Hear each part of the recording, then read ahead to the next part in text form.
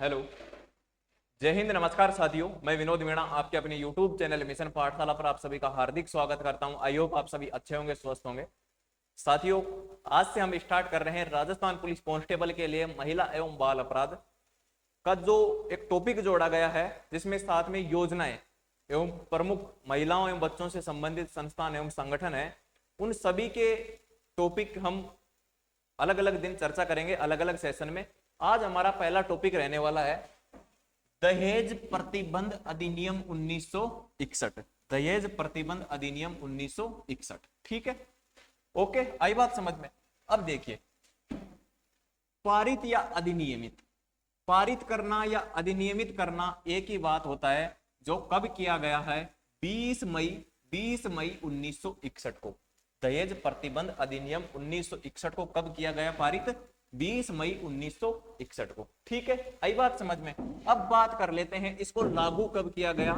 दोनों ही डेट एकदम इंपॉर्टेंट हैं, इंपॉर्टेंट हैं। 1 जुलाई 1961 को संपूर्ण भारत में, 1 जुलाई 1961 को संपूर्ण भारत में लागू कर दिया गया था। ठीक है, ओके।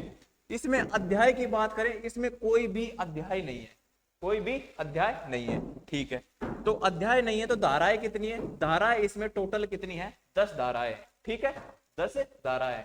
धारा 1 आपको हमेशा माइंड में ये सेट कर लेना है कि धारा 1 में चाहे कोई सा भी अधिनियम आ जाए, धारा 1 में क्या रहेगा?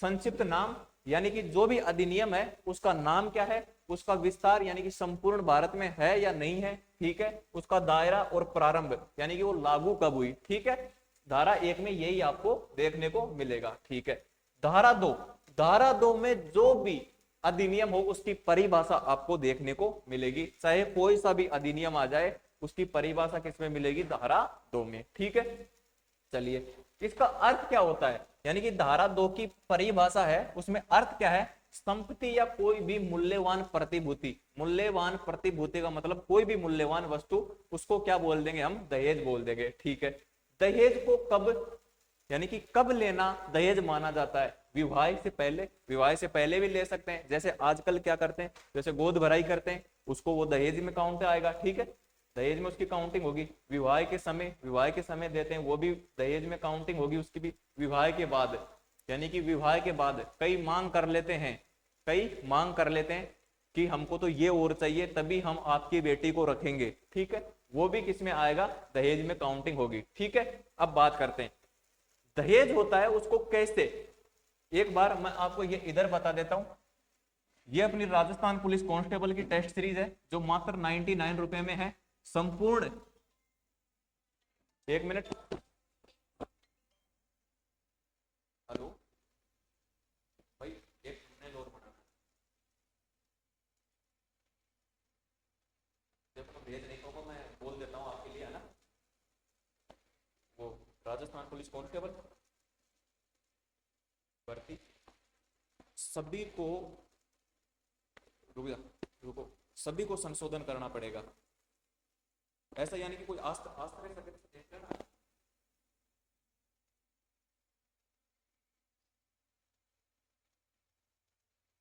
हाँ हाँ हाँ हाँ हाँ हाँ हाँ हाँ, वो नोटिस देख लेना, वो अभी पेजेस के ऊपर डला हुआ है। ठीक है, वो यानी कि ये जिला जिला जिला वगैरह चेंज करनी है, जिला वगैरह चेंज करनी है। अब इसमें क्या है कि हाँ हाँ हाँ, पद नाम भी चेंज कर सकते हैं इसमें। ठीक है, उनकी बात।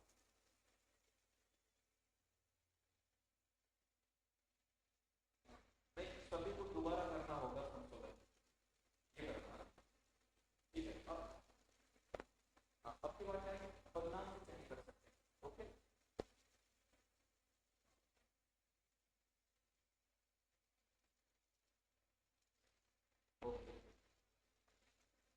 हाँ भाई, हाँ, ये अपनी टेस्ट सीरीज है जो संपूर्ण पाठ्यक्रम पर आधारित है, नए परीक्षा पैटर्न के अनुसार। यानी कि उसमें ई ऑप्शन भी मिलेगा। अगर आपने ई ऑप्शन 10% क्वेश्चनों में यानी कि 15 क्वेश्चन में ई ऑप्शन फिल नहीं किया तो आपका टेस्ट सबमिट नहीं होगा। व्याख्यात्मक हल मिलेगा प्रत्येक क्वेश्चन का, जिससे आपकी 2 या 3 क्वेश्चनों की तैयारी हो जाएगी। ठीक है, ऑल राजस्थान रहेंगे, यानी कि 1 जून से अपनी ये टेस्ट सीरीज स्टार्ट है, मात्र 99 रुपए में है। ठीक है, 1 जून से 1 जून को शाम को 6 बजे ये आपको एप्लीकेशन पर देखने को मिलेगा। उससे अगले दिन, यानी कि परिणाम तो आप जैसे ही सबमिट करोगे देख सकते हो, उसके अगले दिन आपको उसकी ऑल ओवर राजस्थान जितने भी कैंडिडेट ने वो टेस्ट दिया है उनमें ऑल ओवर रैंक आपको पता चल जाएगा कि आपकी रैंक कौन सी है। ठीक है, आई बात समझ में। अब बात करते हैं, ये नोट्स हैं महिला बाल अपराध के। आप बोलोगे ये कहां मिलेंगे, तो भाई ये नोट्स हैं जो पूरे टाइप किए हुए इन 99 रुपए के साथ ही आपको फ्री प्रोवाइड करवाए गए हैं। ठीक है, अगर आप ये लोगे तो आपको ये मिल जाएंगे। ओके, आई बात समझ में। चलो आगे चलते हैं, बात करते हैं कैसे, बात करते हैं कैसे, कैसे प्रत्यक्ष या अप्रत्यक्ष। प्रत्यक्ष और अप्रत्यक्ष दहेज का मतलब क्या होता है, एक तो जो बिचौलिया होता है वो मांग करता है दहेज की कि नहीं लड़के के लिए ये तो होनी ही चाहिए। वो मांग कहां से हो रही है, वो लड़के वालों की तरफ से हो रही है, बिचौलिया को माध्यम बनाते हुए। वो बोलता है कि लड़के के लिए भाई फॉर्च्यूनर तो होनी ही चाहिए, 4 पहिए की तो होनी ही चाहिए। ठीक है, एक लड़का खुद ही बोल दे या लड़के के घर वाले बोल दे कि हमको तो ये चाहिए, हमको तो 4 पहिए की चाहिए, हमको तो एक प्लॉट चाहिए, एक बंगला चाहिए, वो चाहिए, इस प्रकार से। ठीक है, समझ गए ना प्रत्यक्ष और अप्रत्यक्ष क्या होता है। ठीक है, अप्रत्यक्ष में जैसे लड़के के रिश्तेदार हो गए वो भी मांग सकते हैं। ओके, फिर कौन किसको दहेज कौन देता है और किसको देता है, विवाह का एक पक्षकर, यानी कि एक पक्षकर यानी कि एक पक्ष वाला लड़के वाले का हो सकता है, लड़की वाले का हो सकता है, एक पक्षकर दूसरे पक्षकार को दूसरे पक्षकार को दे, एक पक्ष के माता पिता, एक पक्ष के माता पिता या अन्य व्यक्ति द्वारा विवाह के दूसरे पक्ष के माता पिता या अन्य व्यक्ति को दे, वही क्या माना जाता है, दहेज माना जाता है। ठीक है, विवाह के समय एक पक्षकार के माता पिता या अन्य रिश्तेदार दूसरे पक्षकार के माता पिता या फिर अन्य रिश्तेदार, उनको जो वस्तुएं दी जाती हैं वो क्या माना जाता है, दहेज माना जाता है। ठीक है, अब देखो दहेज की परिभाषा क्या है, दहेज की परिभाषा क्या है, ध्यान से देखना। दहेज एक ऐसी संपत्ति या मूल्यवान प्रतिभूति है जो विवाह के समय, विवाह के बाद, विवाह से पहले एक पक्षकार द्वारा दूसरे पक्षकार या एक पक्ष के माता पिता या अन्य व्यक्ति द्वारा विवाह के दूसरे पक्ष के माता पिता या अन्य व्यक्ति द्वारा प्रत्यक्ष अप्रत्यक्ष रूप से दी जाती है या फिर ये या सही है। ठीक है, ये या यहां पर सही है, या दिए जाने का करार करती है, या दिए जाने का करार करती है। समझ गए आप, एक बार फिर देख लो। देखो दहेज ऐसी संपत्ति या मूल्यवान प्रतिभूति है जो विवाह के समय, विवाह के बाद या विवाह से पहले एक पक्षकार द्वारा दूसरे पक्षकार को, पक्ष के माता पिता जो आपने ऊपर पढ़ा है, या अन्य व्यक्ति या अन्य व्यक्तियों द्वारा विवाह के दूसरे पक्ष के माता पिता या अन्य व्यक्तियों को प्रत्यक्ष या अप्रत्यक्ष रूप से जो राशि या फिर वस्तुएं दी जाती हैं वही क्या कहा जाता है, उसको दहेज कहा जाता है। ओके, ये दहेज की परिभाषा हो गई। अब देखो शर्त और मांग। मेहर एक धनराशि जो वर्ग के पिता द्वारा वधु को, ये देखो क्या है, वर्ग के पिता द्वारा वधु को दी जाती है, वधु को दी जाती है। ये अपडेट करके डाल देंगे उसके अंदर। ठीक है, ये मिस्टेक हो जाती है टाइपिस्ट से। ओके, अब देखो एक धनराशि जो वर्ग के पिता द्वारा यानी कि दूल्हे का पिता दुल्हन को देते हैं, वो क्या है, मेहर की राशि है। ये एक बार पुलिस कांस्टेबल के एग्जाम में आया था, शायद 2021 वाले या 20 वाले में। ठीक है, उसमें पूछा गया था क्या मेहर निम्न में से दहेज नहीं है। ठीक है, ये आपको ध्यान रखना है। फिर बात करते हैं नोट। मेहर दहेज नहीं है, ये एक दहेज नहीं है, ये आपको ध्यान रखना है। इंपॉर्टेंट केस 1989 का सुप्रीम कोर्ट, 1989 का सुप्रीम कोर्ट का एक केस आया है जिसका नाम था हरवंश सिंह बनाम गुरु शरण कौर, हरवंश सिंह बनाम गुरु शरण कौर, जिसका निर्णय लिया गया जहां दहेज की लगातार मांग हो वहां हर मांग का एक अपराध है। लगातार मांग का मतलब है कि लड़के वाले कहें लड़की से कि फ्रिज लिया, आपके घर वालों से फ्रिज मांग ले, हमारे तो कूलर भी नहीं है कूलर मांग ले, बाइक नहीं है बाइक मांग ले। यानी कि लगातार जो भी मांग होती है उनको सभी को वो किस में काउंट होंगी, वो दहेज में काउंट होगी। किसमें काउंट होंगी? दहेज में। ठीक है।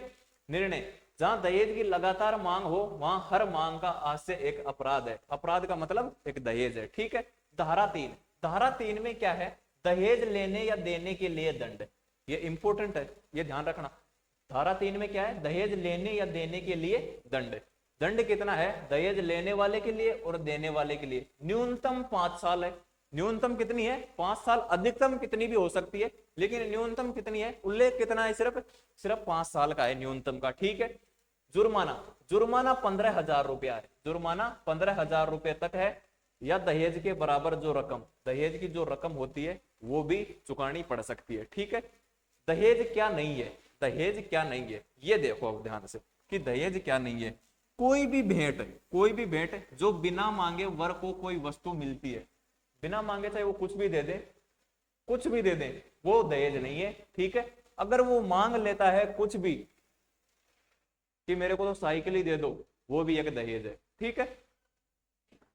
जो बिना मांगे वर को कोई भी वस्तु मिले वो दहेज नहीं है। ठीक है। अगर मांग कर ली तो 5 साल के लिए तैयार रहे।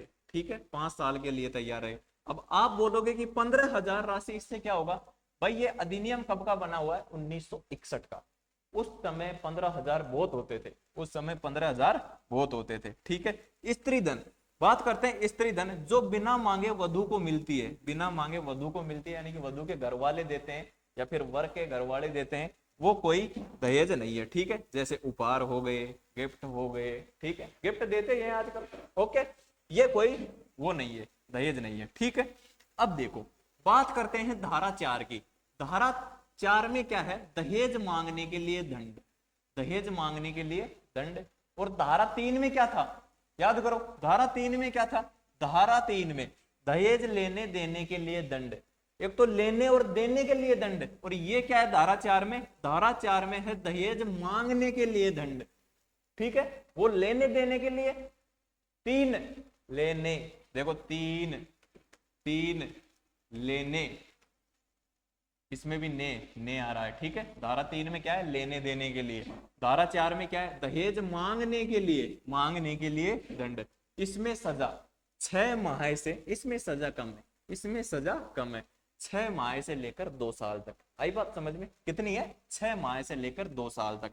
जुर्माना कितना है? जुर्माना इसमें उससे कम है, यानी कि सजा भी कम है और जुर्माना भी कम है, 10,000 तक। ओके। आई बात समझ में? इससे बाहर आपको कुछ नहीं पढ़ना है। ठीक है। इन टॉपिक्स के अंदर मैं एक बार पढ़ा दूं, उससे बाहर कुछ नहीं पढ़ना, इन नोट्सों को पढ़ लेना। ठीक है। धारा 4, धारा 4 में दहेज मांगने के लिए दंड हो गया। अब देखो धारा 4A, सेक्शन 4A के में क्या लिखा गया है कि विज्ञापन पर प्रतिबंध। विज्ञापन पर प्रतिबंध। आप मेरे को एक बात बताओ, आपने कभी न्यूज़पेपर में ये देखा होगा कि रिश्ते रिश्ते रिश्ते, लड़का चाहिए वधू चाहिए, ऐसा कुछ है ना? वहां पर सिर्फ इतना लिखा होता है कि हाइट 5'8", रंग सांवला, शिक्षा इतनी, ग्रेजुएट। लेकिन ऐसा नहीं लिखा होता है कि क्या चाहिए दहेज में, ऐसा नहीं लिखा होता ना। तो ये उसी के बारे में विज्ञापन पर प्रतिबंध। आप कभी उनसे संपर्क करके देखना, आप कभी उनसे संपर्क करके देखना, वो दहेज मांगेंगे, वो दहेज मांगेंगे। अगर कोई अच्छा इंसान होगा तो नहीं मांगेगा, लेकिन जो नंबर होते हैं ना उन पर संपर्क करके देखना, वो दहेज मांगेंगे। विज्ञापन में तो दे नहीं सकते कि हम ये मांगते हैं। वहां पर क्या लिखा होता है? कोई मांग नहीं। ठीक है। कोई व्यक्ति अपने बेटा या बेटी या नातेदार से विवाह के बदले समाचार पत्र या अन्य माध्यम से विज्ञापन द्वारा संपत्ति या धन का अंश देने का या फिर लेने का वादा करता है, तो वो क्या है? दहेज। जो धारा 4A के तहत वो एक अपराध है। ठीक है। अगर ऐसा कोई कृत्य करता है तो उसको 6 माह से लेकर और 5 वर्ष तक की सजा मिलेगी। मिनिमम 6 माह की और अधिकतम 5 वर्ष की। जुर्माना कितना है? 15,000 रुपए। ठीक है। अब देखो धारा 5 में क्या है? दहेज लेने तथा देने के करार को सुनने होंगे। धारा 5 में जो दहेज लेने और देने के जो करार किए गए हैं कि भाई इतने दे देना, 5 लाख दे देना और एक गाड़ी दे देना, उस करार को सुनने करती है कौन? धारा 5। ठीक है। क्या करती है? धारा 5 उस करार को सुनने करती है। ओके। अब बात कर लेते हैं दहेज मृत्यु। दहेज मृत्यु किसमें है? आईपीसी की धारा 304 बी में, ठीक है। लेकिन आईपीसी को अब चेंज कर दिया गया है, अब उसका नाम क्या कर दिया है, बीएनएस 2023 भारतीय न्याय संहिता, जिसकी धारा किसमें है, धारा 80 में। धारा 80 में अब दहेज मृत्यु किसमें है, धारा 80 में, ठीक है। बिल्कुल अपडेट करते हुए पढ़ा रहा हूं मैं आपको, ऐसा नहीं कि पुराना पढ़ा दूं, पुराना कंटेंट तो बहुत पढ़ा है, ठीक है। आगे चलो। वह मृत्यु जो विवाह के 7 वर्ष के भीतर जलाकर या शारीरिक चोट पहुंचाकर की जाती है, या संदिग्ध या असामान्य परिस्थितियों में मौत हो जाए, तो मृत्यु से कुछ पहले दहेज की मांग की गई हो या क्रूरता की गई हो, तो वो दहेज के कारण मृत्यु मानी जाती है। जो भी मतलब बहनें इस वीडियो को देख रही हैं, अगर आपके साथ ऐसा कुछ होता है तो आप पहले घर वालों को एक सूचना दे देना, ताकि अगर विवाह से 7 वर्ष के भीतर, जैसे विवाह होता है, जैसे मान लो 2025 में होता है, तो 2032 तक अगर आपकी मृत्यु होती है किसी भी कारणवश, लेकिन रियल हो केस होना चाहिए वो, ठीक है, तो वो किस में माना जाएगा, एक दहेज में माना जाएगा। अगर पहले आपसे मांग की गई हो, तो आपके घर वालों को पता हो कि ससुराल वाले दहेज की मांग कर रहे हैं, या किसी भी संदिग्ध मामले में उसकी मौत होती है, तो वो दहेज के कारण मानी जाएगी। ओके, आई बात समझ में। या उसके साथ क्रूरता की जा रही हो, तू ऐसे घर की ये भी नहीं लाई, हम तो बिल्कुल भूखे नंगे हैं, तो ऐसी कोई बात होती है तो वो क्रूरता मानी जाती है, ठीक है। धारा 6, दहेज का पत्नी या उसके वारिसों के लिए होना। धारा 6 में क्या है, दहेज का पत्नी या उसके वारिस का मतलब क्या होता है, उसके चाहने वाले, उसके सबसे चहेते, ठीक है, के लिए होना। शादी में वधु को मिलने वाला सामान पर वधु का व उसकी संतान का अधिकार होता है। वारिस कौन होता है, उसके सबसे चहेते कौन होते हैं, जो बच्चे जन्म ले लेते हैं तो सबसे प्यारे वही होते हैं, बच्चे होते हैं, तो वो क्या होते हैं, उनके वारिस होते हैं। उस पर दहेज पर किसका जो मिलता है, दहेज नहीं बोल सकते उसको, जो उपहार मिलता है उस पर अधिकार किसका होता है, वधु का होता है। कई जगह क्या होता है कि जैसे ही शादी होती है बेटे की, तो उसके ऊपर कब्जा कर लेते हैं, सासू कर लेती है, ननद कर लेती है, वो कर लेती है, ठीक है, लेकिन उस पर अधिकार किसका होता है, सिर्फ वधु का होता है, सिर्फ वधु का होता है, ठीक है। उसके बाद उस पर अधिकार किसका होता है, उस वर का भी नहीं होता उस पर अधिकार, कहीं वो बोले ये मेरे को मिला है, वो वधु को मिला है, वर को नहीं मिला वो, तो उस पर वर का तो कोई अधिकार ही नहीं है, ठीक है। आई बात समझ में। यदि वधु के अलावा कोई व्यक्ति सामान लेता है तो 3 माह में वापस करना होगा। अगर ऐसा मामला हो जाता है, अगर राजी राजी रह रहे हैं तो कोई बात नहीं, कोई भी उनको यूज कर सकता है। अगर कोई झगड़े जैसा मामला हो जाता है और उनको कोई ले जाता है इधर उधर, ठीक है, कि ये मेरे को दे दे भाई, सास बोलती है मेरे को दे दे, ननद बोलती है मेरे को दे दे, तो 3 माह में वापस लौटाना होगा अगर कोई झगड़ा हो जाता है तो, ठीक है। आई बात समझ में। अब बात करते हैं धारा 7 की। धारा 7 में क्या है, अपराधों का संज्ञान, यानी कि ऐसे जो दहेज से संबंधित जो मामले होते हैं उनका संज्ञान, यानी कि उनकी सुनवाई करना।